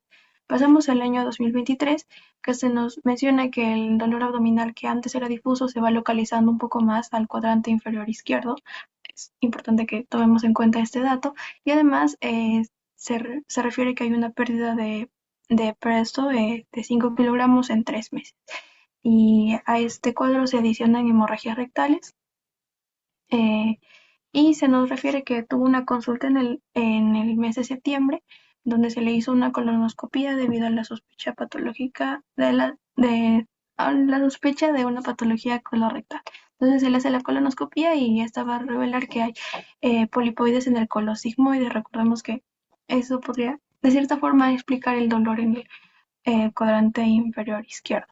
Se hace una polipectomía de 3 pólipos. De estos, 2 son los que van a tener características sugestivas de una displasia moderada, y se le hace una biopsia, ¿no? Y esta biopsia nos va a demostrar adenoma tubular con displasia de bajo grado. Esto es súper importante que lo tengamos en cuenta para ver el diagnóstico principal que vamos a presentar. Bueno, en el año 2024 se nos menciona que hay un empeoramiento progresivo del dolor abdominal, y este se va a volver mucho más constante y agudo. Recordemos que antes solamente era un dolor más difuso. Además de eso, es súper importante que este cuadro se va acompañado con pérdida de apetito y una caída de peso adicional de 6 kilogramos. Nosotros, bueno, creo que todos ya vamos pensando en un proceso neoplásico cuando encontramos síntomas de un síndrome constitutivo, ¿no? Además de eso, se adicionan nuevas hemorragias rectales con heces de color negro, que sería melena, y se hace una nueva colonoscopia que describe que hay un estrechamiento irregular del 50% de la luz colórica, cerca del sitio de los pólipos previos del procedimiento que tuvo en el año 2023. Y para julio del 2025, el paciente acude con un dolor abdominal mucho más constante, malestar general, y va a reportar distensión abdominal y hematemesis ocasional. Además de eso, nos menciona que el dolor del cuadrante inferior izquierdo es mucho más severo, y este tiene irradiación hacia la región lumbar. En cuanto a las pruebas de laboratorio, bueno, en el caso clínico solamente nos menciona que tenía anemia hipocrómica microcítica y habían alteraciones en los perfiles hepáticos y renales. Bueno, pasamos a la primera pregunta, que es el diagnóstico principal y los diferenciales. El diagnóstico que mi grupo está planteando es un adenocarcinoma colorectal del colon sigmoide. Y pusimos ahí, bueno, voy a pasar a explicar el por qué nosotros planteamos este diagnóstico. Primeramente tenemos que considerar los factores de riesgo del paciente. Es un paciente que ya es mayor, tiene 65 años. Y algo súper importante, como ya lo mencioné, es que debemos considerar el antecedente que tiene. No tiene un antecedente de adenoma tubular con displasia moderada, y esta es una lesión premaligna para lo que sería el cáncer colorectal. Además de eso, el paciente, como parte de sus comorbilidades, va a presentar tabaquismo y alcoholismo moderado, eh, que suele estar, ¿cómo decirlo?, relacionado con algunas funciones oxidativas del cuerpo, y podría generar alteraciones o incrementar el, el proceso de esa lesión premaligna que tiene, ¿no?, del adenoma tubular. Además de eso, el paciente presenta comorbilidades. Sabemos que el paciente tenía un diagnóstico previo de diabetes mellitus, hipertensión arterial. En cuanto al cuadro clínico, bueno, vemos que el dolor es persistente en el cuadrante inferior izquierdo, mismo lugar del cual se le hizo la polipectomía en la colonoscopia que se refirió en el año 2023. Además de eso, el paciente presenta una pérdida de peso progresiva. Entonces, nosotros sabemos que, bueno, por todas las clases que hemos estado viendo, que una pérdida de peso suele ser indicativo de un proceso neoplásico. Además de eso, bueno, vemos que hay alteraciones en el hábito intestinal, también hemorragia rectal, y bueno, y eso sí, ¿no? En cuanto al examen físico, eh, hay signos de anemia crónica que, bueno, orientarían a tal vez como sabemos, el paciente estuvo presentando eh, algunos episodios de pérdida de sangre, ¿no? Entonces, el paciente y además de eso, en los exámenes nos decían que el paciente presentaba una anemia microcítica. Bueno, bueno, creo que ya mencioné todo, lo importante de la endoscopía, la endoscopía y la biopsia que se le hizo al paciente, y que nos dio más que todo lo que es lo del adenoma tubular con displasia moderada. En cuanto a los diagnósticos diferenciales, bueno, se plantea también el primero, una estenosis post-polipectomía. Bueno, tal vez la cicatrización pudo haber provocado con una estenosis localizada en caso del paciente y podría ser un poquito relacionado con el cuadro clínico, pero la verdad es que no tanto, porque creo que hay otros síntomas como la pérdida de peso que pesan más eh, para un diagnóstico neoplásico que solo para una estenosis. Bueno, también se está proponiendo una estenosis por una diverticulitis crónica, pero estas estenosis, bueno, tienden a ser más largas y concéntricas. O creo que vamos a pasar esto. Bueno, otro de los diagnósticos diferenciales que planteamos es una colitis isquémica con una estenosis residual. La colitis isquémica, bueno, tal vez podría estar relacionado con como vimos, el paciente tenía algunas comorbilidades vasculares, ¿no?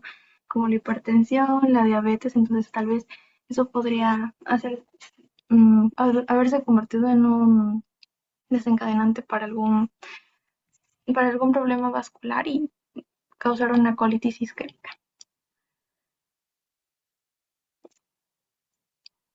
Asimismo, bueno, para no dilatar mucho el tiempo, el último diagnóstico diferencial que propusimos fue una metástasis o un tumor extrínseco que tal vez podría causar una estrechez y por lo tanto algunos síntomas obstructivos. Y ahora hablaremos acerca de la fisiopatología. Siguiente. Antes que continúen, para este segmento, o sea, para esta clase, quiero que, por favor, los factores los dividamos en factores modificables y factores no modificables, ¿ya? Y en base a eso asociamos.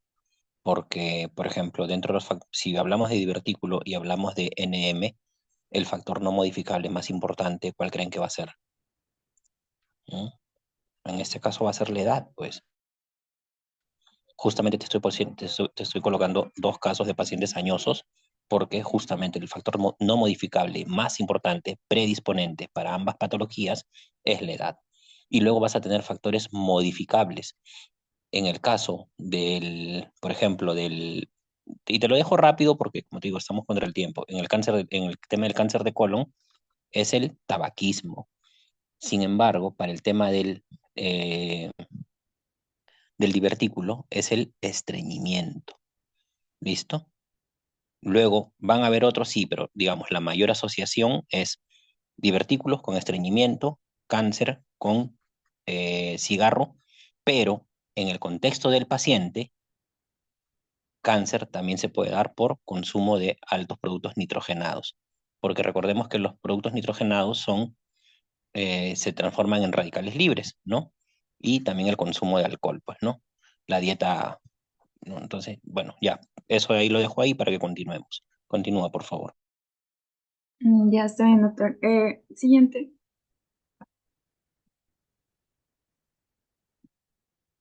Siguiente.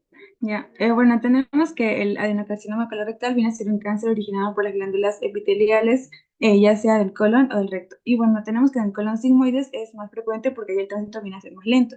Entonces hay mayor exposición prolongada de la mucosa a sustancias carcinógenas. Y bueno, ¿cómo es que se origina? Ahí tenemos a las mutaciones genéticas. Primero tenemos a una vía que es de inestabilidad cromosómica y aquí se destaca el gen APC, que va a haber una pérdida del control del crecimiento celular, entonces va a haber mayor proliferación.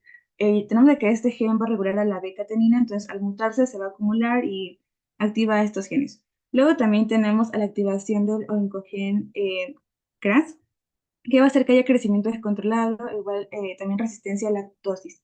Y también pérdida de genes supresores tales como el P53 y bueno, el DCC, que va a hacer que haya esta progresión a carcinoma invasor. Y ya luego tenemos, esta es la vía más frecuente. Luego tenemos otra vía que viene a ser la inestabilidad microsatelital, que trata sobre genes reparadores de ADN, donde va a haber errores. Entonces, por esto es de que ocurre esta malignidad y está además asociado a un síndrome que es el síndrome de Lynch, que viene a ser el cáncer colorectal hereditario no polipósico. Y finalmente tenemos otra vía que es la epigenética, que es sobre el silenciamiento de genes supresores. Y entonces va a generar esta displasia epitelial. Siguiente. Ya, bueno, y tenemos estos factores contribuyentes. Bien importante vienen a ser los factores dietéticos, por ejemplo, la dieta baja en fibra, ya que va a hacer de que, bueno, las heces sean más compactadas, sean más duras, va a hacer que haya mayor tiempo de contacto de la mucosa con estas sustancias carcinógenas. Em, y bueno, va a haber más daño epitelial. También una dieta alta en grasas y en carnes procesadas, ya que va a ser altamente mutagénico, que tiene que ver con su etiología, entonces más carcinógenos en mucosa. También la edad avanzada, que como se menciona es un factor no modificable, ya que va a haber más mutaciones acumuladas. También la predisposición genética del síndrome de Lynch y bueno, además el sedentarismo y el tabaquismo. Siguiente.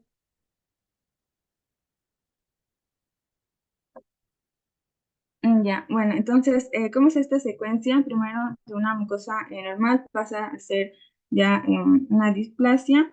Empieza primero leve, moderada y luego finalmente a severa, donde acá ya viene a ser el carcinoma in situ, donde viene a ser una lesión maligna localizada. Aquí las células ya son cancerosas y pero todavía no invaden a la membrana basal y luego pasan a ser un adenocarcinoma invasivo, donde va a atravesar la membrana basal, la lámina propia y la submucosa.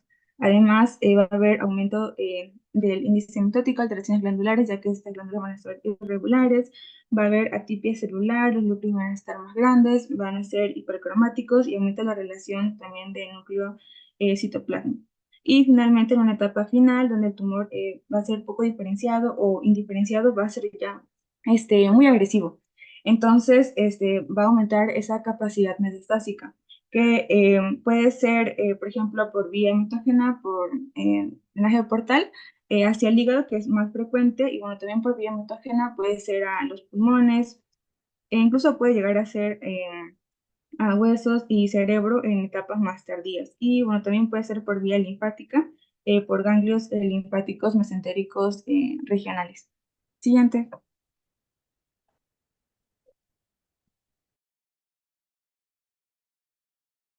Ok, dentro de los exámenes auxiliares hay que tener en cuenta lo siguiente. Nosotros estamos sospechando de lo que sería un NM, por lo tanto, podríamos hacer una colonoscopia total, sumado a eso con una biopsia que sea dirigida específicamente en la colonoscopia. El método diagnóstico, básicamente porque nosotros estamos sospechando de cáncer colorectal y aparte de ello, los hallazgos esperados podría ser una lesión estenótica irregular en lo que es el colon sigmoide, en el colon sigmoides, que la mucosa esté ulcerada con un sangrado al contacto y en la biopsia pues un adenocarcinoma de colon que puede ser con displasia o un carcinoma infiltrante. También solicitar una tomografía abdominopélvica con contraste, en el cual podemos observar que hay un engrosamiento irregular del colon sigmoides. em, Doctora, doctora, una pregunta. Si no, estamos doctor. hablando de un NM eh, y con posibilidad de metástasis, ¿a qué órganos da metástasis el NM de colon? El NM de colon, si es que estamos hablando de ello, sería principalmente a hígado, porque va por el medio de la circulación portal. Muy bien, doctora, muy bien. ¿Qué otro órgano? También el pulmón. Perfecto. Continuemos.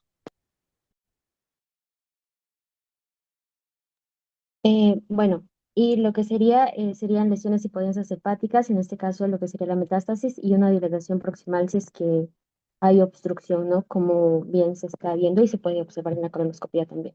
Siguiente, por favor.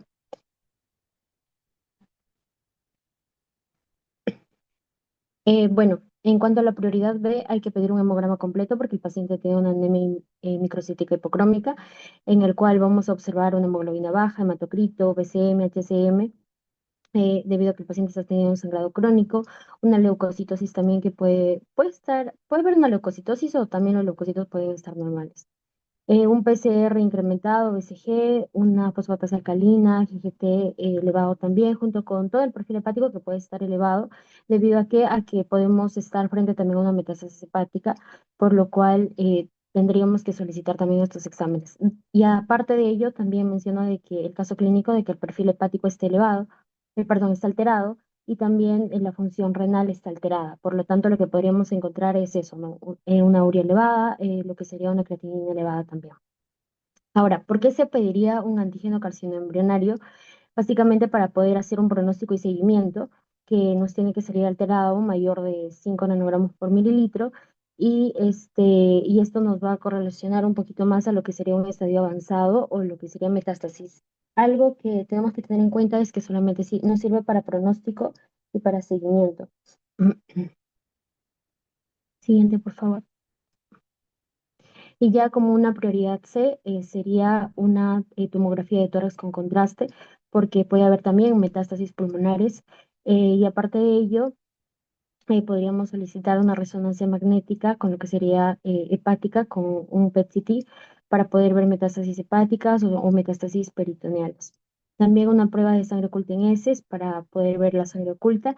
Un EKG debido a que el paciente tuvo un IMA anteriormente, entonces podríamos encontrar ello, ¿no? Y la evaluación nutricional también, porque el paciente presenta, si mal no recuerdo, diabetes, podemos estar frente también a una disminución de la albúmina y también en proteínas que van a estar disminuidas. Siguiente. Ya, ahora vamos a ver las escalas de... ¿Sí se me escucha? Se te escucha bajito, Lucinka. Ahí me escucha. Claro. Bueno, vamos a ver las escalas. Se te escucha bajito, Sashenka. Muy bajito. Allí.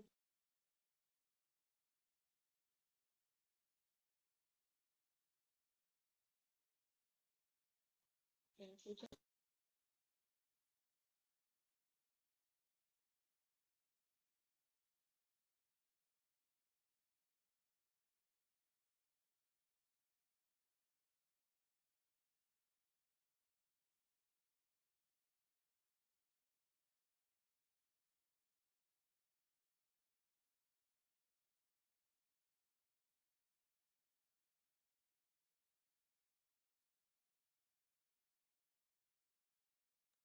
No se le escucha nada, por favor.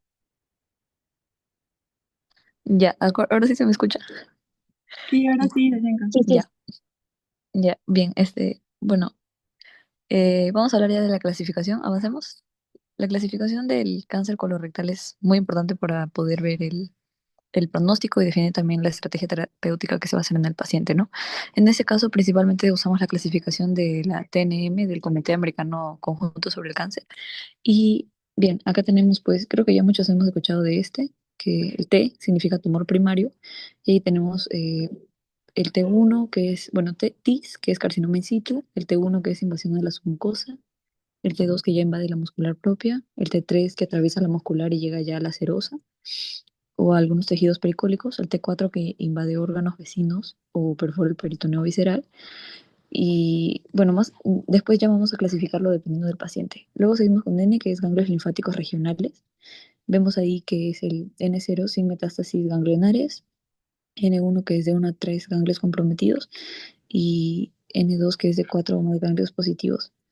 Allí tenemos que también se clasifica en N1A, B, C y N2A, B.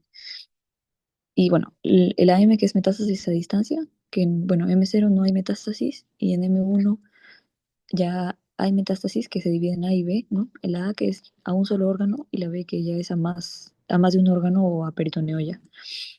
Avancemos. Ya, bien, acá en este caso del paciente, vemos que, bueno, el paciente presentaba, ¿no? En el reporte de colonoscopía una lesión estenótica irregular del 50% de la luz colónica, en donde el sitio previamente se hallaron pólipos con displasia, ¿no? Eso básicamente significa que el tumor ya no está solamente en la mucosa, por así decirlo, sino también invade más como profundo la pared del colon y también provocó estrechamiento, ¿no? Por lo que dice estenosis de la luz. Y bueno, esa es una característica muy común de tumores T3 o T4. Y, en- también dice que el dolor era constante y también se irradiaba hacia la región lumbar, ¿no? Entonces esto ya sugiere que se podría decir que el paciente puede ya estar teniendo una invasión, ¿no? A algunos otros órganos. Entonces, por eso, bueno, nosotros lo clasificamos como un T4A. Y en ganglios linfáticos, bueno, aquí no se tiene todavía confirmación histológica, pero este, el paciente tenía algunos síntomas sistémicos, como por ejemplo fatiga, pérdida de peso, anemia, que pueden sugerir que había ya una diseminación, ¿no? Y también bueno, la tomografía mostraba adenopatías mesentéricas. Entonces esto podría sugerir que ya hay un compromiso ganglionar, ¿no? Digamos, puede ser N1 o N2, ahí le puse N1. Bueno, y la metástasis, el M, eh, el mismo caso ya menciona, ¿no? Que habían lesiones y hipodensias hepáticas, entonces esto ya podría decir que es una metástasis, ¿no? Entonces por eso le puse M1 ya, 1A, porque ya hay metástasis al menos a un órgano que era el hígado. Sigamos.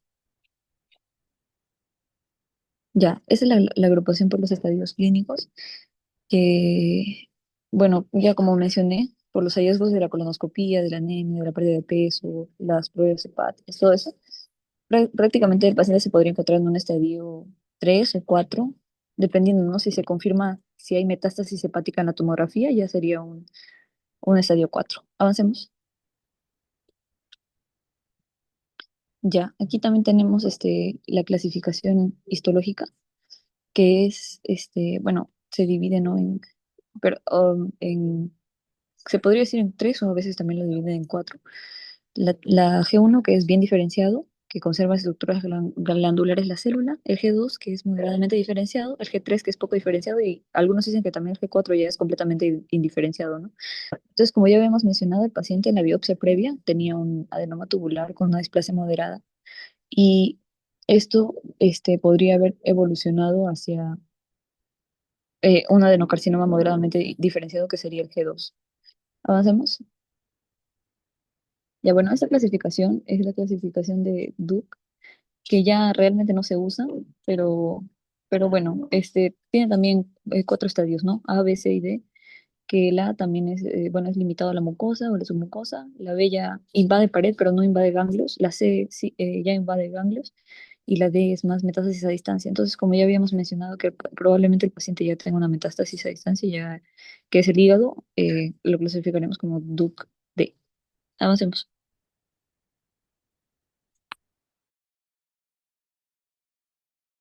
Ok, entonces vamos a seguir con la parte de tratamiento. Ya, siguiente, ya. Entonces, como parte del tratamiento general, el tratamiento se va a basar de acuerdo al estadiaje que ya hemos estado viendo ahorita. Entonces, en este caso vamos a tocar lo que viene siendo los estadios del 1 al 4 que acabamos de ver con Sashenka. Entonces, vemos que en el estadio 1, de hecho, desde el estadio 1 hasta el estadio 4, hasta cuando el tumor pueda ser resecable, siempre se va a preferir la cirugía. Y a partir del estadio 2 hasta el estadio también 4 se va a considerar lo que viene siendo la quimioterapia, siendo en el estadio 4 cuando el tumor ya es irresecable, siendo la única terapia, ¿no? Entonces, en el estadio 1, el tratamiento principal es la cirugía curativa sola, que prácticamente se basa en la resección de ese segmento colónico que está afectado. En el estadio 2 también es la cirugía y se podría considerar la quimioterapia según el riesgo, que lo vamos a ver en un minuto. En el estadio 3 también se considera la cirugía, pero aquí la quimioterapia ya es obligatoria. En el estadio 4, siempre y cuando sea resecable, la quimioterapia es ya también perioperatoria. Siguiente. Entonces, para entender cómo tratamos a este paciente, lo que tenemos que recordar es lo que nos menciona la guía del ESMO 2020 sobre el manejo del cáncer de colon localizado. Y en este caso lo determinamos como localizado porque en el caso no nos daba más datos sobre una posible metástasis más que las pruebas hepáticas que estaban alteradas, pero como tal imagen y demás, ¿no? Entonces, según la guía del ESMO, lo tratamos como un cáncer de colon localizado, ¿no? Entonces, vamos a ver lo que viene siendo el estadio 1, 2 y 3, sobre todo enfocándonos en el estadio 2 y 3 que ya habíamos mencionado que se trata con cirugía y quimioterapia. Entonces, en el estadio 2, habíamos visto ya con mi compañera que invade la pared de colon, pero no hay ganglios comprometidos. Entonces, el tratamiento es la cirugía, la resección oncológica del segmento afectado en este caso, Mencionaba también que se podía dejar márgenes libres de tumor y también tendrían que resecarse al menos 12 ganglios linfáticos. Entonces, aquí habíamos mencionado que en el estadio 2 la parte de la quimioterapia era opcional de acuerdo, no opcional, sino que se veía de acuerdo al riesgo. Si el paciente tenía un riesgo bajo, como se puede ver en los gráficos, bueno, creo que no se alcanza a ver bien. Si es un bajo riesgo, si no tiene factores de riesgo, y independientemente de los genes, que ahorita también lo voy a explicar, simplemente se hace el seguimiento. En cambio, si el paciente ya se considera de un riesgo intermedio, hay invasión linfática, perivascular, perineural, etcétera, se considera también la parte de los genes y si es que hay una estabilidad de estos genes, se puede dar el tratamiento adyuvante con capecitabina por 6 meses.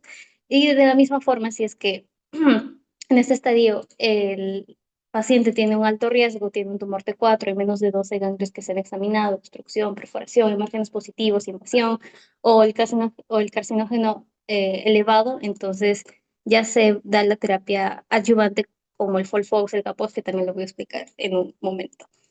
Ya, entonces, en el estadio 3, el tumor ya vimos que infiltró, ahora sí, ganglios linfáticos regionales y el tratamiento cambia. Ahora la quimioterapia sí es obligatoria porque va a disminuir el riesgo de recurrencia, va a mejorar la supervivencia, etc. Entonces, la guía ESMO recomienda lo que viene siendo igual el CAPOX, que al final es la combinación de la capecitabina más el oxaliplatino, o el FOLFOX, que es la combinación de tres, que es la leucovorina, el 5-fluoruracilo y el ¿cómo era? Oxaliplatino. Ajá. Entonces, aquí también vemos lo que viene siendo el riesgo, si es un riesgo bajo, si es un T1 o un T3 o tal. Entonces se da el CAPOX durante solo 3 meses, por ejemplo, pero si digamos es un riesgo alto, se daría lo que es el FOLFOX o también podríamos considerar el CAPOX, pero de preferencia el FOLFOX durante 6 meses. Entonces, eh, había mencionado un tema de los genes y por qué es como que influye tanto que también, bueno, sobre todo lo vemos en el gráfico de la 2, ¿no? Entonces, en general, aquí la guía menciona lo que viene siendo la inestabilidad microsatelital, que es conocido como el MSI, si es que se alcanza a ver allí en el PPT, que es la inestabilidad microsatelital, que prácticamente va a medir si es que el tumor tiene, vamos a decirle así, fallas o errores en los genes de reparación del ADN.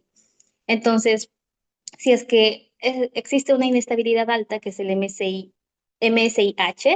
entonces quiere decir que las células tumorales pues no van a corregir los errores genéticos, van a haber mutaciones, se van a acumular más mutaciones, y en general estas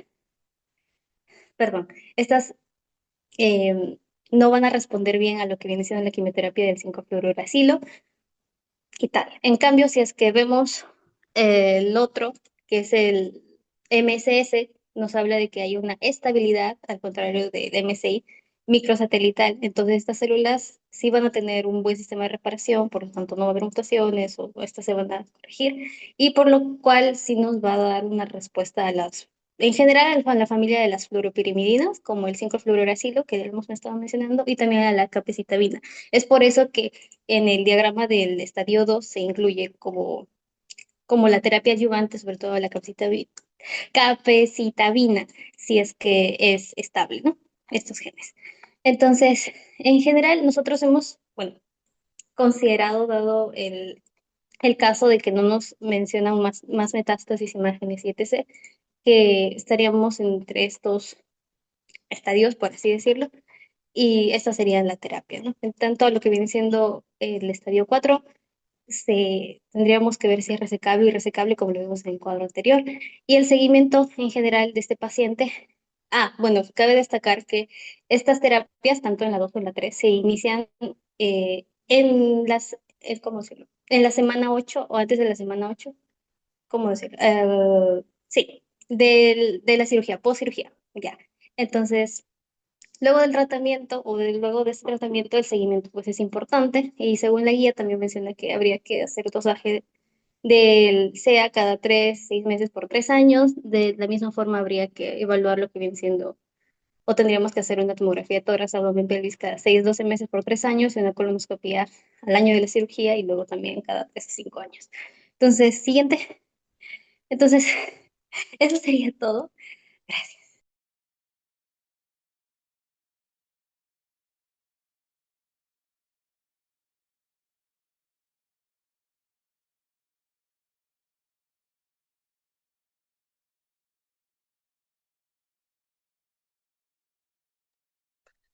Ok, ok, ok, de acuerdo. A ver,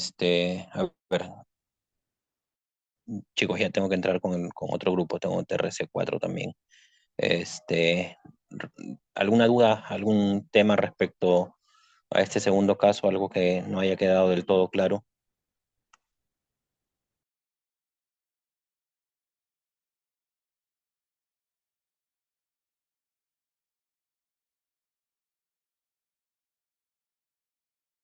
Ya, bueno, entonces entiendo que todo está claro. Bueno, ya les envío entonces el caso para la siguiente semana.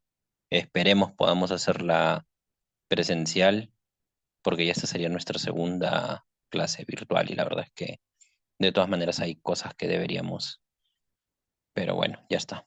En todo caso, ya nos estamos viendo la siguiente semana ya. Listo, chicos, gracias a todos, gracias por su tiempo, gracias por su participación. Gracias, doctor.